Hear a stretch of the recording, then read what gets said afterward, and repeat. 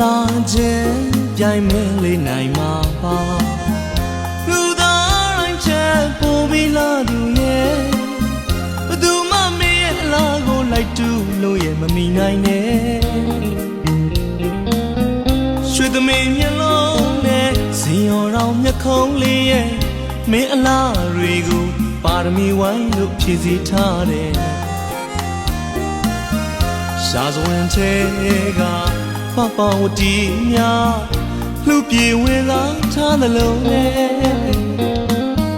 မင်းလာတွေပေါ်ကိုရှိဘဝင်အသေးဘဝင်မှာဖို့